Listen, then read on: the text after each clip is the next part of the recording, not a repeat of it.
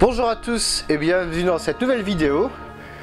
Cette fois c'est une vidéo coup de gueule que je vais passer. Un coup de gueule sur cette réplique. Oui, c'est toujours une réplique, mais en fait on dirait pas. Parce que c'est de la merde. Franchement, c'est de la merde. Vous comprenez? Petite introduction. J'ai reçu à peu près une quinzaine de mails de personnes différentes, bien entendu, qui me demandaient « Tu me conseilles quoi pour acheter un MA Garand? Et où est-ce que je peux le trouver ?» À chaque fois, je répondais la même chose. Pour tous, le Garand ICS, il est certes pas très réaliste, mais il est jouable. Et il est fiable. Enfin après, je ne l'ai pas testé personnellement. Si vous en avez un et que vous voulez me le donner, bah n'hésitez pas. Hein.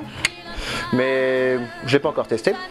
Parce que je ne l'ai pas encore tout court. Par contre, le plus réaliste, mais le moins fiable, le plus pourri, c'est le Garand Maruchin. Et à chaque fois on me demandait, où est-ce que je peux trouver le Garand Maruchin? Je lui fais, mais non mais c'est de la merde, pourquoi tu veux l'acheter? Il coûte super cher, il est pas fiable du tout, il tire assez mal on va dire, à l'entretien il coûte encore plus cher. Mais ouais mais les merdes ça arrive qu'aux autres, t'inquiète, je saurai l'entretenir. Et ben voilà, sur les 15, il y en a à peu près 10 qui sont venus pleurer. Les 5 vont venir, je m'inquiète pas là-dessus, qui sont venus me dire « Ah, j'ai un problème avec mon Garand !» Je vais témoigner, là, tout de suite, maintenant, parce que le mien, il est cassé. La petite histoire de cette casse. Tout d'abord, la première fois que j'ai adapté une crosse originale sur le M1 Garand Maruchin, ben, j'ai réussi, mais le bois à l'origine était déjà fragilisé par deux entures qui avaient de ce côté-là, qu'on peut voir ici. Et donc, ces entures, bah, c'était à la base pour réparer le bois d'origine. Donc là, on a une légère fente qui s'est faite entre les deux, ce qui fait que quand on faisait ça, on voyait, il y avait un tout petit jeu, rien de grave, mais ça me dérangeait, ça me perturbait. Donc j'ai racheté une autre crosse qui était encore en moins bon état. On a des réparations ici au clou, avec une fente. Mais bon, j'ai réussi à en faire quelque chose quand même. Donc je suis très fier du résultat, je ne vous le cache pas. J'ai passé 6 heures pour l'adapter. Et c'était pas 6 heures de perdu. Sauf que au moment où j'ai voulu essayer le fusil à la fin du travail, le mouvement comme ça passait parfaitement. Aucun problème, aucun à-coup. J'ai même mis de la craie sur tout le mécanisme à l'intérieur pour voir si ça ne laissait pas de la craie sur le bois. La craie blanche bien entendu, pour voir s'il n'y avait pas quelque chose qui accrochait. Donc, ça n'accrochait pas, aucune trace. Je me dis, c'est bon, je peux tirer. J'ai tiré 5 coups. Au 5e, ça fait clac. Et voilà, c'est le drame. Pourquoi? Tout simplement parce que à cet endroit-là, on avait une petite aspérité. J'avais essayé de prévoir tous les cas de figure, mais celui-là, non, je ne l'avais pas prévu. Donc voilà, le problème, ça a cassé ici. Et vu que cette pièce est disponible à un seul endroit en pièces détachées, c'est que le problème, il est connu. Pas forcément parce que ça frotte, mais parce que ça suce. Il existe un kit.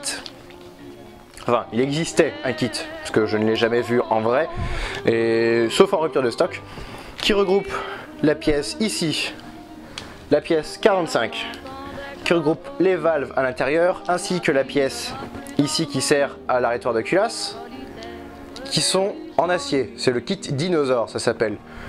Il est entre 300 et 700 $, suivant là où il était disponible. Mais bon, il n'existe plus, il n'est plus fabriqué, je ne l'ai jamais vu moi-même, donc je ne peux pas vous dire où le trouver. Cette pièce-là est disponible en pièces détachées, celle-ci, pour 80 €. Ouais, oui, vous avez bien entendu, 80 € avec les frais de port, ça vient de l'autre bout du monde, certes. Mais 80 €, j'aurais pu racheter une réplique. Idem pour les fameuses pièces 45. J'en ai 2 à vendre, je ne me fais aucune marge, vraiment. Et je les vends 90 € avec les frais de port. Parce que les 2 pièces que j'ai en vente, ce sont les dernières qui étaient disponibles en vente au monde. Donc voilà, j'ai réussi à les trouver et ben, je les mets à la disposition des youtubeurs et des internautes français. Si ça peut servir au moins pour accrocher le Garand sur une cheminée et qu'on puisse faire joujou comme ça. La réplique d'origine coûte maintenant 600 €, disponible uniquement en 6 mm.